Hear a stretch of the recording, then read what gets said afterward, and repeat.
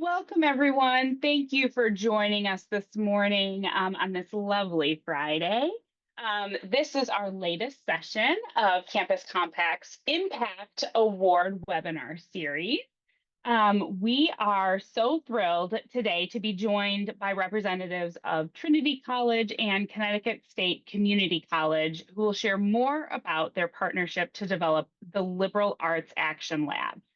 Trinity College and Connecticut State Community College were recipients of the 2025 Excellence in Civic and Community Engagement Partnership Award and were recognized at our annual conference that was held in Atlanta this past March.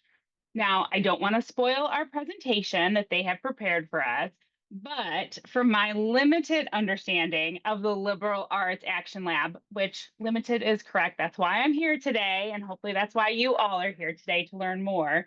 Essentially, what it does is engage the Hartford community partners in semester-long research projects by fostering collaboration with students and faculty teams from Trinity College and Connecticut State Community College, which I love that model.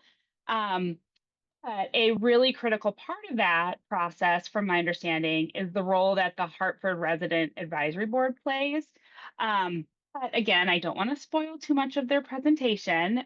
So I'm excited to learn more, and I hope that you all are excited to learn more from our panelists today.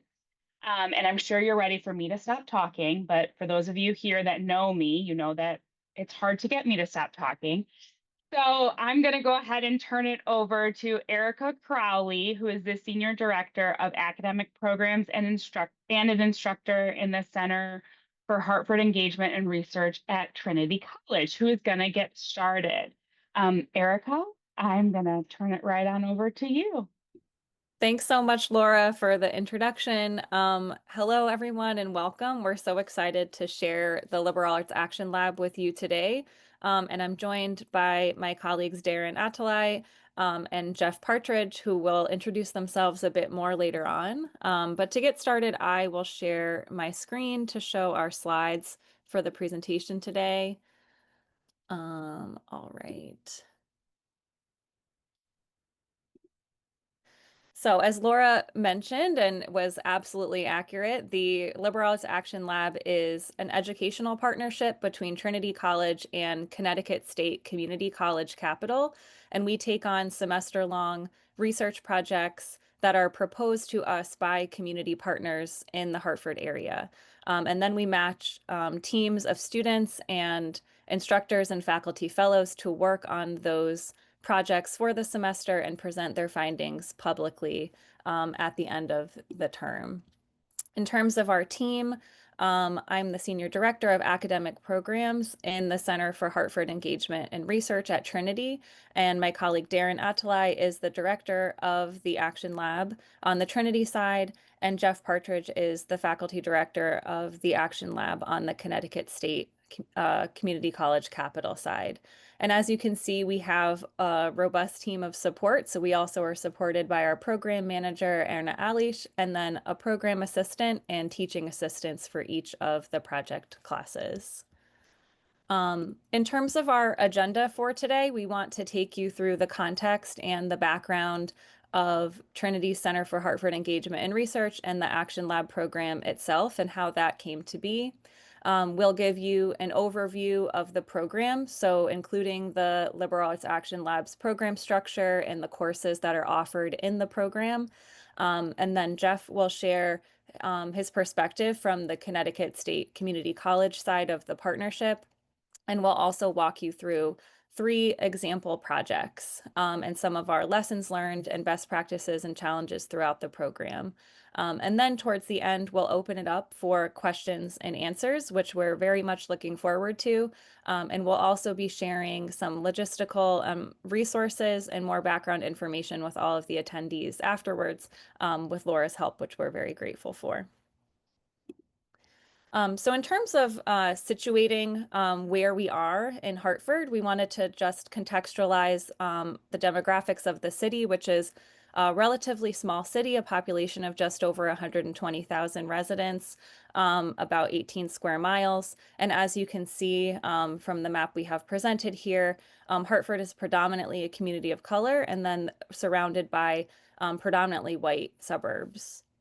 And in terms of the median household income, we're looking at Hartford proper at 37,477. And then, for example, West Hartford, our nearby suburb, at a median income of just over 100,000. So significant differences in the city itself and then the surrounding neighborhoods. In terms of Trinity's location itself, we're situated in the Frog Hollow neighborhood towards the center of the city.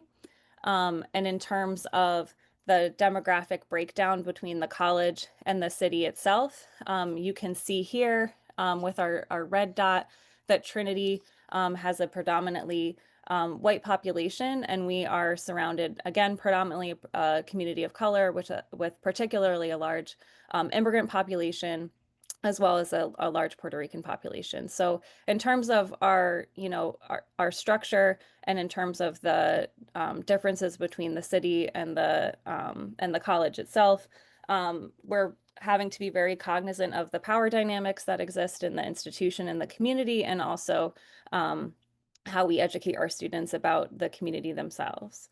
In terms of kind of attraction to the program and students, we have students who are coming from places that are very different than Hartford sometimes, or sometimes feel very similar. So students are coming from very different perspectives when they're entering our programs.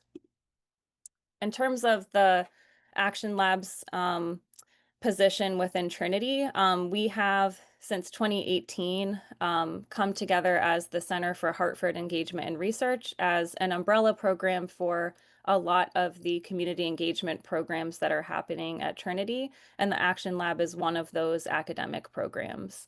We also have community learning courses at many institutions. Those are called service learning courses. And we have our Office of Community Service and Civic Engagement, a partnership with the Hartford Magnet Trinity College Academy, and then our community space at Trinfo Cafe. So this is a blended curricular and co-curricular center at the college. And then we have, of course, our partnership through the Action Lab with Connecticut State Community College. And in total, the center's programming is reaching a lot of the student body. And it's very normal for students to do some level of community engagement when they're at Trinity. And the Action Lab is a more unique program focused on community-based research and participatory action research in collaboration with our community partners. So with that, I'm going to turn it over to Darren to give us the Action Lab at a glance. Yeah, hi everyone. Thanks so much, Erika, for this great introduction. So I am Darren Atalay, and I'm the director of the Action Lab. And I actually start here at the lab as 3 years ago as a postdoctoral fellow. And then since then, I have had the chance, to grow into the role, my current role. And as director, I oversee the administrative side of the lab in close coordination with my colleagues, Erika, and then Erna, our program manager. And I also teach 2 courses at the Action Lab, one being participatory action research methods on Monday, where every students are registered, and then one of the project classes each semester. So, this kind of work structure gives me the chance to work closely with students and helping them build skills in classroom, and then immediately apply that skills they learn in the research method class to apply them in the project classes, community-based project classes. Now, I want to dive a little bit deeper into the Action Lab itself, and then how it's structured and how it operates. So Action Lab was founded in 2018, the first brainstorming and discussion starting back in 2017. Then the first project classes were conducted in the spring of 2018. And then we are a partnership between, Trinity College and the Capital, City State Community College Capital. So each semester we have around 15 to 20 undergrad students that come together to form small project teams with faculty fellows, to work on those semester-long research projects. And so it's kind of like, the structure of the lab is like quite interdisciplinary and involves participatory action research model. So meaning that the work we are doing here that I'm going to delve more into is shaped by community needs and carried out collaboratively in close communication and collaboration with community partners throughout the semester. So one key feature of every project is that students produce a public-facing website documenting the research process, their findings, tools they've been using through, data collection or analysis process. So anyone can access the work, not only community partners, but, I believe Laura can share the past projects website that you can reach.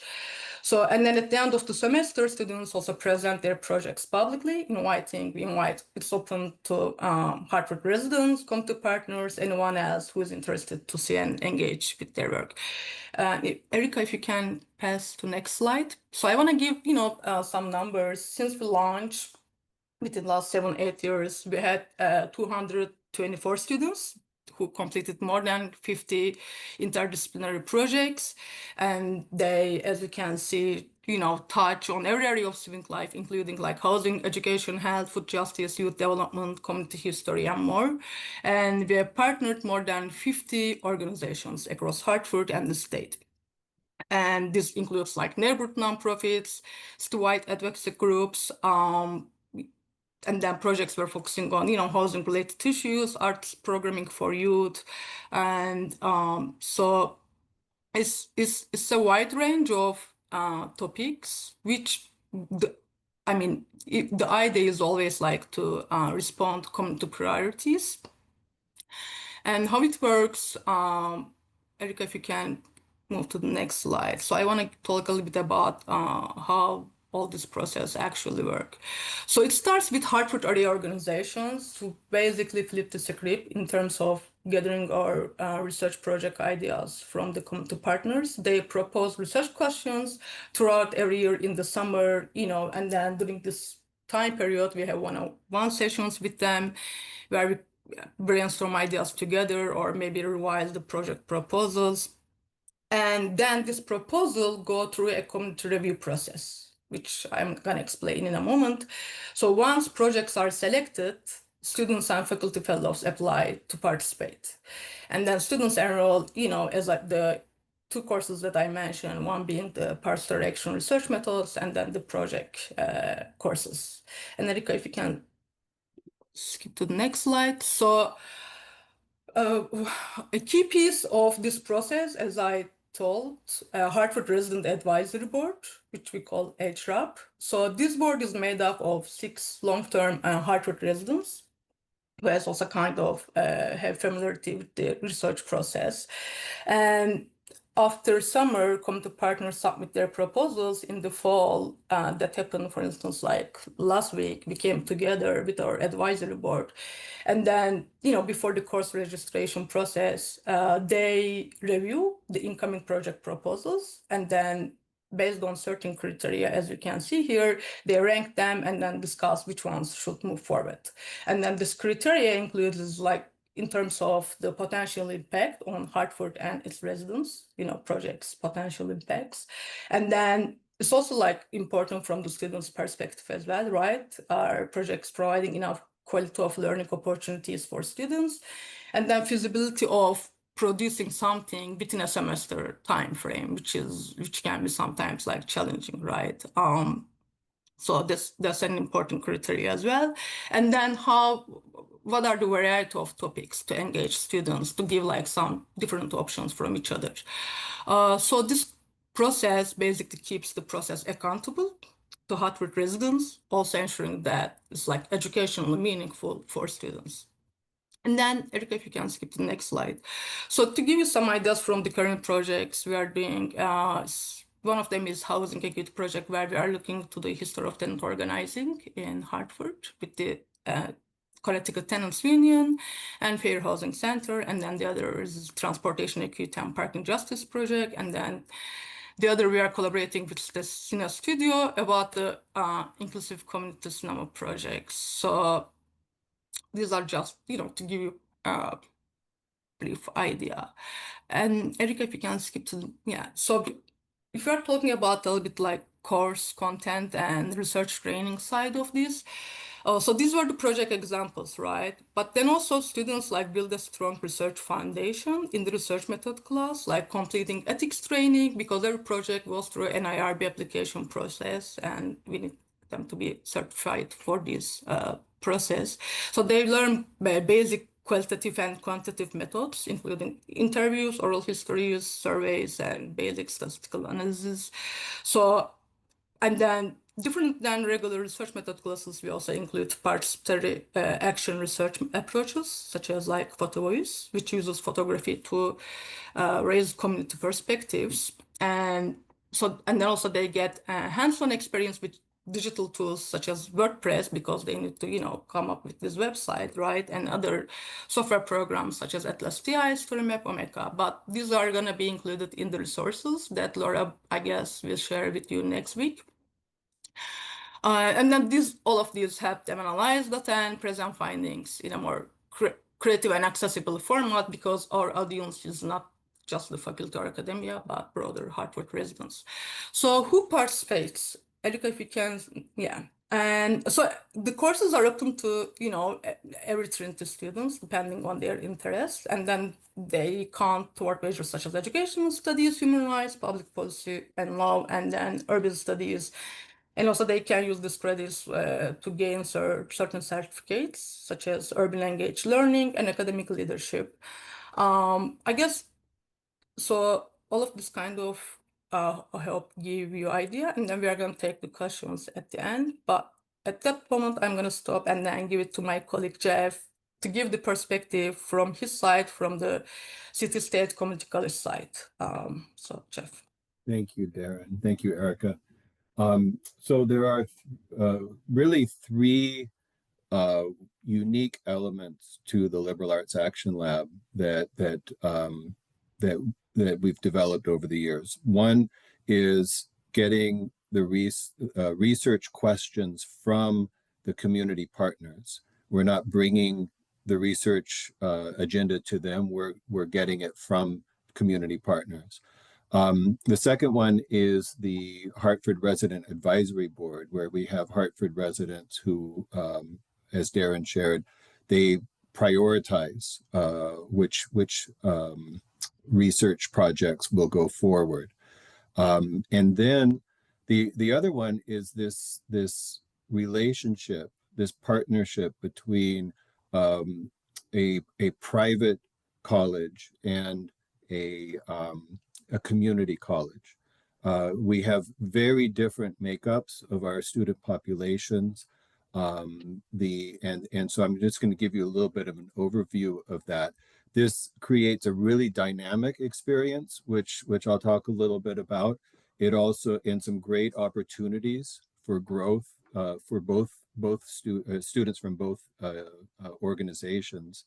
But it also creates some difficulty as well in terms of registering and all kinds of that. So I'll go into some of those issues. First of all, just to give you a sense of Capital as a place, we used to be known as Capital Community College, and then just over a year ago, the state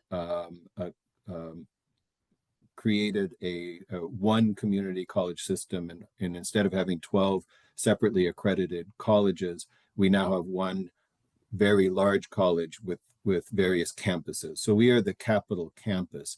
That created a bit of a change for what we do with the Action Lab, because we used to have only Capital students who were part of this. Now, because our students can come from other campuses, this has kind of opened it up to other campuses as well.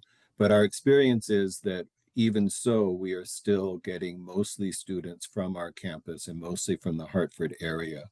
So I think these statistics still hold true and will for the future. The Capital has a student population of about 2,200 students.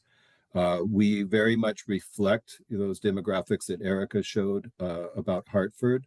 And we are a majority Black student population. And second to that is our Latine population, making up a total of 72% 52% of our student population. We also have lots of immigrants in our student population. Our average age, and this is interesting for the Action Lab because our average age is 52% are under the age of 24, which means 48% are above that. And we have had Action Lab students from Capital who are in their 60s. We have people of various different ages. And of course, from Trinity, it's the usual college age students who are there. So, or traditional college age students. So there are things like that that create for a diverse team project for our students. 76% of our students are first generation college students, and approximately 80% of our students receive financial aid. What do students from Capital gain in this program? We have found through the years that our students, first of all, gain a lot of confidence. They find that this mystique of a private college, a private four-year college, is just that, a mystique, that they have a lot in common with the students from other places and who go to Trinity. It also helps them to see that they can do the kind of work that a college like Trinity requires. It pushes them, it challenges them. It also gives them lots of opportunities. So they are able to, we've had a couple of students actually go right on to, apply to Trinity and go there because they just fell in love with it and saw themselves there, saw that they could do that. And many of our students who take part in the Action Lab go on to four-year colleges. What our students contribute to the Action Lab is also very important. I mean, it creates in many ways, as we've kind of gone over here, diversity in the teams, and it also because our largest serving area for our student population is Hartford itself. Most of our students are from Hartford or from the neighboring towns or have lots of experience with Hartford. And this is very different from students who are at Trinity who are coming from many other places. Administrative challenges, we can go into more depth on these things if anybody's interested in them later. But what I do at Capital is I recruit students, and the first challenge is getting information out to students about this and not scaring them off. We've had students say, "Oh, I didn't apply because it was Trinity College, and I didn't see myself as somebody who could do that." So there are many barriers to getting the word out to people, to students, and then making sure that advisors are aware of this as well. The biggest challenge, technical challenge, is the alignment with majors and student course needs. We often have students who really want to do this. They're really attracted to the community, the community-oriented aspect of these projects and want to get involved. But then they find that as we look at their, they just don't have room in their course load because they've already taken courses that we would transfer in, or maybe their major doesn't even require anything that we're able to fill this with. So that's been a bit of an issue, quite a big issue. We have to register at both institutions, so we're registering students at both institutions. And then also, in order for our students to sign up for these courses and pay at the community college price point, we need to transfer the credit prior to the semester rather than after. So that means the typical situation is somebody takes a class at another college and then they transfer it after they've finished. Here, we have to do that ahead, which means we need to create some kind of the transfer course already for them to go into before they start the semester. It's just a lot of administrative things that we've had to work through. And then, the cost of instruction is another issue. What we've worked out is we pay a certain amount to Trinity for the instruction because the students are paying here, all of their fees are going to us, but they're not supporting the cost of instruction there. So we've had to work out another way for that funding to kind of go where it belongs. You can go to the next slide, Erica. I want to tell you about, we're going to move now into some example research projects, and I'm going to start this off by talking about two projects that I've had the privilege of directing. So I was directing the students in these two separate projects that actually link together. The first one was in 2020, and we called it the Black Heritage Project. There is a site right next to Capitol's campus that is just a dilapidated parking garage, and it's never been. We've never had a marker on that place or anything to tell us that was the site of the first Black church in Hartford, and it actually has an amazing history and a really enlightening history. And so, what we decided to do before you go on to that one, Erica. What we decided to do is to run this project, and I just wanted to introduce Julian, Mercy, Aaliyah, and Armani. Mercy was from Trinity, and the other students, Julian, Aaliyah, and Armani, were from Capital. And the four students did research on the Black Heritage Project. Now you can go forward.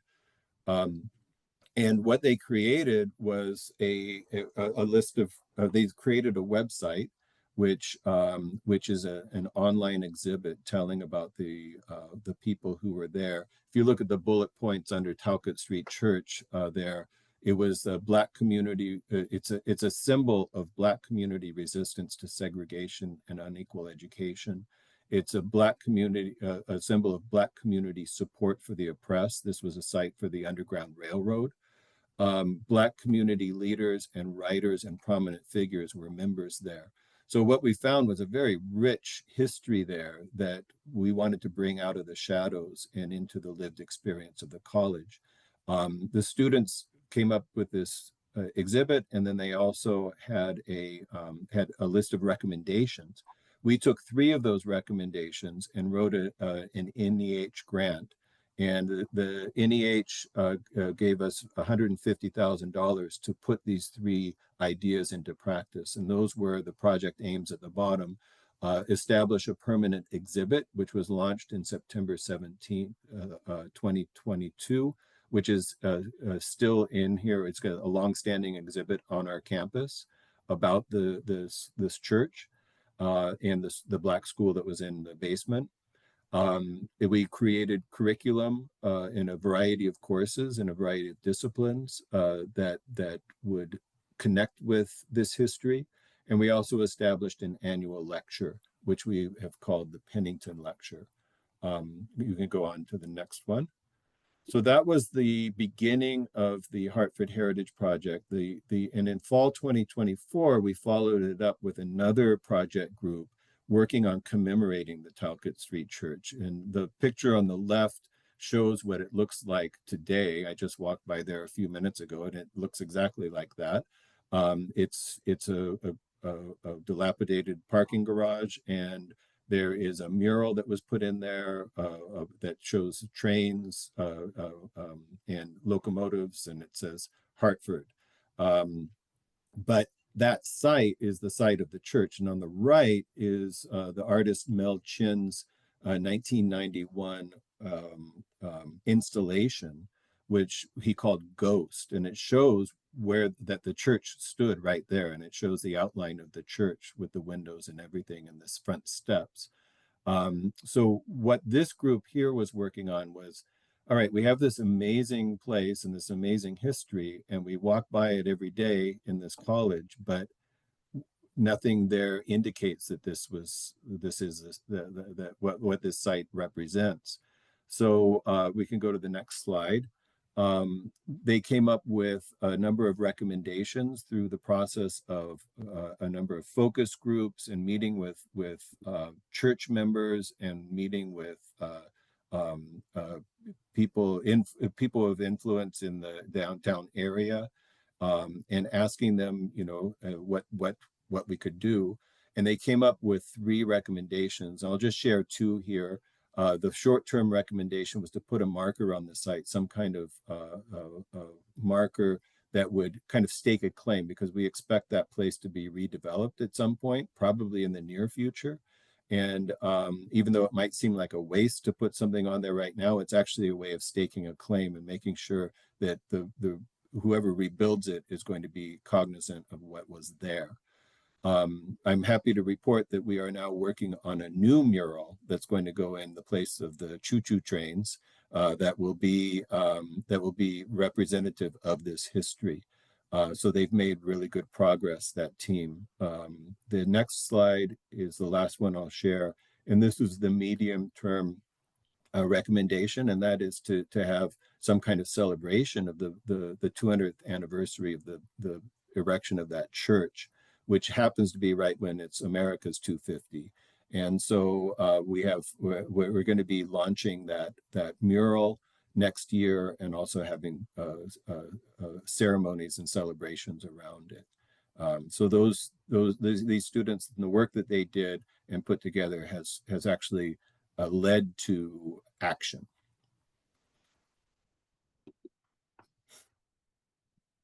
Yeah, thank you, Jeff, for these great insights and sharing the projects. So, to build what Jeff provided as examples, I want to briefly mention 2 other projects as example projects. That one of them is environmental justice project that we collaborated with Center for Leadership and Justice. So there was this trash burning facility which was like located in a neighborhood which was like predominantly Black and Latino communities that were being affected negatively by the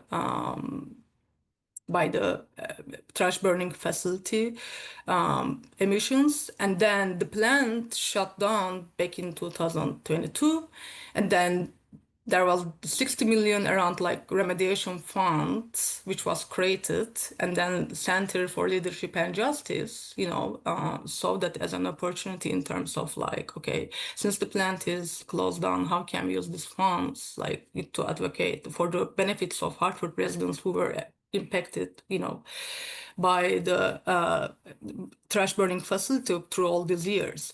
And then they came to the Action Lab, proposed a research project with the question for us to investigate, to research how are residents impacted by the plant, and then how might they may shape the remediation process, like how can we involve their voices throughout the remediation process.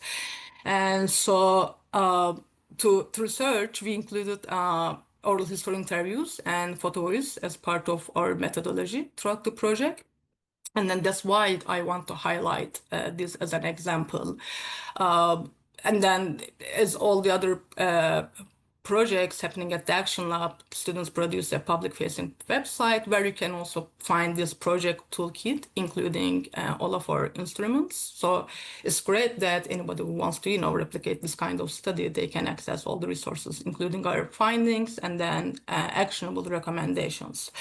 So what happened also at the end of the semester, we saw that we co-instructed this class with the community partner, which was also a great experience that happened at the lab for the first time. We are super grateful for. So students felt like more responsible than maybe even regular classes, which are just taught by the faculty, seeing a community partner in presence. One of the students still collaborating, continuing their relationship with the organization to build up on the work, what happened at the Action Lab. And then we heard that also from the CLG or community partner, participants who were involved in the photo voice, like became activists, being involved with the CLJ. So seeing these results is like super encouraging. And then the students feel like they're part of, this advocacy efforts more like in practice rather than just seeing things in the theory in the classroom. And then next slide, Erica. And then the other project I want to mention super briefly is Family Finance Project. We collaborated with the United Way of Connecticut. They want to understand they were advocating for the permanent child tax credit during time, and then they want to get residents' perspectives regarding that, what they are thinking. And then we conducted in-depth interviews with the Hartford residents located, and we reached out them through their tax clinic session at Trinity Cafe, one of our again community centers, which is located in one of the Hartford neighborhoods. And what happened again as a result of the projects, since students' findings were super valuable for our community partner, they decided to organize a press conference where students will get the opportunity to present their findings, becoming a part of the advocacy process. And then some of them also testified at the legislative session. So I guess these are really ritual experiences which take the research and then come up with kind of social action where students feel more involved. So I'm gonna stop here and then pass it to Erica to briefly mention the resources and then maybe open the session for Q&A. Thank you. Yeah, absolutely. So just a few things that we'll go over just now, and we'll also be sharing next week with all of the attendees. If you'd like to go more in depth to learn more about the Action Lab, there is a case study on collaborative project-based learning in higher education that Duke recently released. So we'd be happy to share that if you'd like to read more about the program itself and kind of situate it in other similar kinds of programs elsewhere. One of the things that we've designed to support the Action Lab and also broader community engaged teaching and research at the college is a toolkit for faculty. So there's a link here in the slides, which again we'll share, but that toolkit was developed over the course of about a year and a half with our engaged faculty, community partner consultants, student research assistants, and community partners more broadly. So we went through a process of crowdsourcing what are the materials that we need to teach Hartford well? How do we teach about Hartford, and how do we engage anti-racist, community engaged pedagogy in our teaching? So that was something that we developed. Some of the resources, of course, are Hartford specific, but on that toolkit, there's a bit about our process. So in terms of supporting faculty in this kind of teaching and supporting students and community partners along the way, developing a toolkit of sorts might be something that others are interested in. So we wanted to share kind of how we did that and what it looks like. And then logistical tools are super important to this work. So Darren has developed MOUs for community partners as well as faculty fellows who advise the projects, and community partners, and more recently, community partners who are co-instructing courses. So logistical 1 or 2 page documents that outline the responsibilities of each party in the research project, and to make sure folks are on the same page when it comes to time commitments, compensations, ownership over data, and how everything will be used. And then we'll also share some of our course content, some other examples, and then ways that you might structure research methods and project courses if you're interested in this kind of work. And then I think next we'd like to open it up to questions. Some of the things that we didn't get to today were more specifically around teaching structure and some of the administrative questions, that Jeff mentioned, and then some of our lessons learned and then challenges that we've experienced along the way. So you're welcome to ask us about those things, but if you've got other topics or other types of questions, we are also open to those. And thank you so much for the time. We really appreciate it.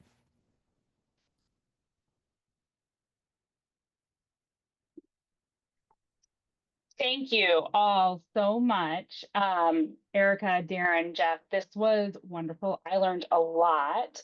We do have a few questions in our chat, but also we want to welcome folks. If you would like to ask a question to our panelists verbally, use the raised hand feature. I can then give you the ability to go ahead and ask a question out loud to our panelists. And so we would love to do that as well. So, but I'm going to get us started with the question, with one of our questions that we already have. So this is directed to you, Jeff, but I think it can be opened up to a broader context.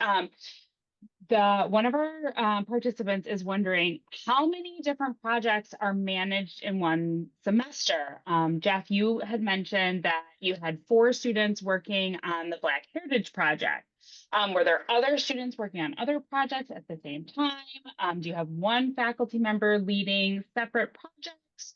And then there's like a second part to the question, which is, also, are these projects, do they occur within one course? Or do they take the course first and then spend the semester implementing the project? So I think, it's kind of a 2-part question. Yeah, I think that's is actually more directed to Darren, but I'll take a stab at it and then let Darren continue. So there's a research methods course that they take on, and that's on Monday, and then on either Tuesday or Wednesday or Thursday, depending on how it comes out, they have their second course, and that is the project course. So the project course is a team that can be as small as 4. Sometimes they're as big as 7 or 8. But it's a small group of students who are working together. We try to have a good mix of students from both institutions. And then there are several going on concurrently, and I'll let Darren maybe pick it up from there, how that structure works.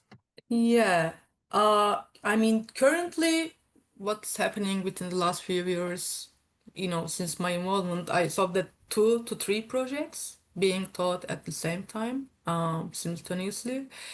And so, and then right now I'm teaching research method class, and then one of the project classes, and then what's happening in terms of for the other 2 project courses. One of them right now is being taught by our social science research director by a faculty who is like within the Trinity faculty already. And then depending on the resources we are available, we are also like, getting adjunct professors to teach the project courses. And yeah, that's the current structure. Erica, do you want to add anything? No, I think that makes sense. And I would just say the research methods course that's offered on Mondays has a larger set of students because it's all students who are enrolled in the other 2 or 3 project classes. So the idea is to kind of give them that overview of community-based and participatory action research. And then there's some additional methods training that does happen in the project classes that would be more specific to that project. Which I think would make sense. I was thinking back to Darren, you were talking about, and I'm looking at your past projects page when you were talking about the environmental justice project. I believe you said use photo voice. So that would probably be the case where the research methods class would kind of talk generally about all different types of participatory action methods. But then in that environmental justice course, they probably dove more deeply into photo voice as a methodology. Yeah. For that project. Yeah, exactly. But what we also did is we tried to really include photo voice as one of the main research method skills in the big research method class as well. But that's the case for all the other methods usually. Yeah, going deeper in the project classes. Yeah. I selfishly want to say I might need to come to Connecticut and take your methods class and participate in this. I'm a little jealous of all of your students right now, thinking, oh, these projects look really amazing. Please do. Yeah. My partner might say, you've told me as soon as you finish this doctorate that you're going to take a break from taking classes, though. I've also promised myself I'm going to take a little bit of a break, but we'll see how long that break is. Laura, I'll just add to that one of the challenges here is that if you've got 3 projects going on that are derived from the community, not from a faculty member's research expertise, like Darren is not going to be fluent in all of these areas, and so we it's a lot of, one thing is we try to get others who come in as faculty fellows who can guide the group. But we also let the students know from the start, that this is not my area of expertise. I'm along with you on this journey, and we're going to figure this out together. And it's actually a really great experience for students, especially for those who like a lot of structure. It gives them the opportunity to learn on the fly and kind of start to get comfortable with that kind of research. I love that part of it. I was actually, while you were talking, I was sending a message to a colleague of mine saying that exact same thing. I love this model and I love that piece of it, how the projects are really coming from the community, and it's for that aspect of it where it reminds us all at all levels, students, faculty, staff at the institution, that, you know what, this is what it's all about. We never know what's going to come. And that's, for me, that's one of the pieces of community engagement that can be so exciting. Like, every day is different. Every class is different. I remember being on a campus and saying those exact words at the beginning of every semester to students, like, you know what? We don't know what's going to come next week or tomorrow, and just hang in there with us. Yes, exactly. I see that exact same comment in the chat right now. We have someone that just said they love this work, and said, I was wondering, how are these courses tracked on the transcript? Are they marked in a way that distinguishes them from another class? I think that's a great question. Something I was kind of thinking about as I was jotting down some notes on those administrative sides of things. I don't know if either institution has a way to like designate or anything like that. Yeah, I'll address it from the community college side. This is one of the areas that we're still trying to sort out, especially now that we have merged and become a new system. Really, it's raised all kinds of issues, and the problem is we can't put Liberal Arts Action Lab 200 and Liberal Arts Action Lab 201 on our transcripts. We need something that transfers into their programs. So we work with departments and find equivalencies. And so those courses are just as when you transfer a course at the end of the semester, it would come in under a certain designator. So the designators don't distinguish what this is, which is a problem. We are currently working on establishing an honors program that would, and trying to get permission for these courses to have an H, which would at least, kind of distinguish them a bit in that way. So, but it is a challenge for us. I don't know on Trinity's side if there's something you do. On Trinity side, it's more direct. So the courses are listed with the prefix of LAAL for Liberal Arts Action Lab. And then, as Darren mentioned earlier, they're also cross-listed with certain departments. So urban studies, public policy and law, for example, educational studies. And then they're also designated as community learning courses. So on the transcript at Trinity, there's a marker that designates is the course CL or not. So that there's also a marker. Most people looking at it wouldn't know, but they would at least see that the courses are titled like Action Research Methods and Hartford Research Project. But we always tell students, I'm sorry, Dan.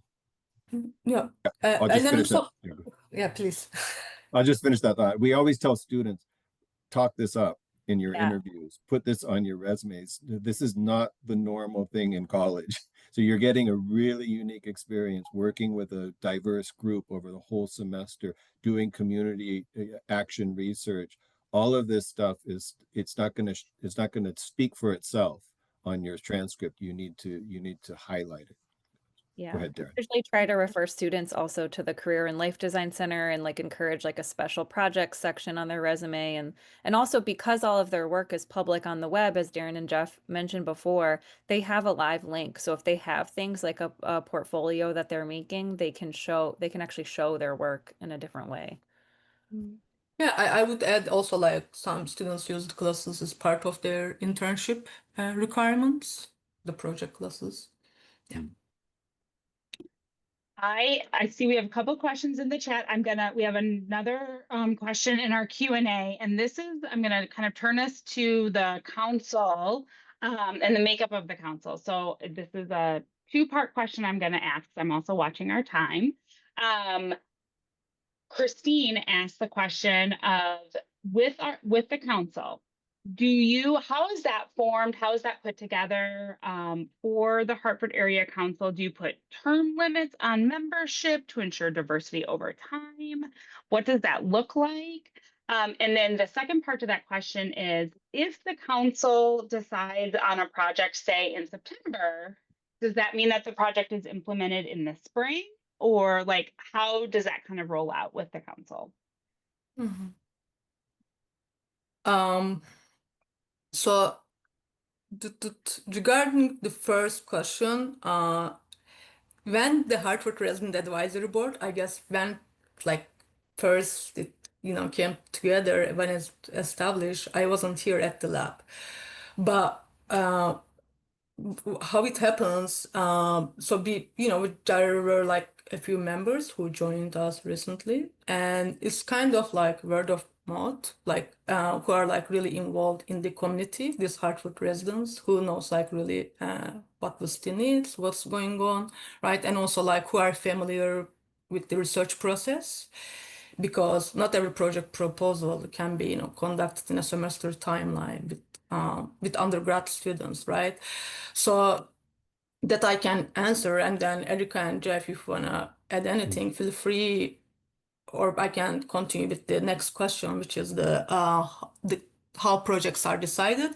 So in the summer, throughout the summer, we collect project proposals, and then in September, before the advising week, before the registration week, for instance, like right now we are in fall, before the spring courses are open, the Hartford Resident Advisory Board comes together and then selects the projects, and then we announce them to the students, open the application for students, and then decide for the spring teams, and then next year's fall teams, if that's clear and that answers your question. We used to do it so we would decide for the next semester, the semester before, but now we've gone to a model where we decide for the spring and the fall ahead of time, and that's been a really good change. It's helped us to be able to plan better. Okay, thank you for that. I know that we've got questions that we weren't able to get to, but I also want to honor everyone's time today being on a Friday. I'm sure that Jeff and Darren and Erica wouldn't mind if you had follow-up questions that you wanted to email them. We will make sure to get resources out to everybody as well. I, again, want to really thank you all for being with us, and I love learning more about the lab. This is a topic that is super interesting to me. It's something that Matt Farley, as being a Connecticut local, has talked about for a long time. So this was really fun for me to learn more about. As a reminder for everyone, you can join us on our next, and which will be our last, Impact Award webinar on October 22nd. We'll be featuring Johns Hopkins University's Source Service Learning Academy. There is still time to register for that if you haven't. Also, if you want to be featured on next year's Impact Award webinar series, you can check out and nominate someone or yourself for an Impact Award. I'm putting the link in the chat right now.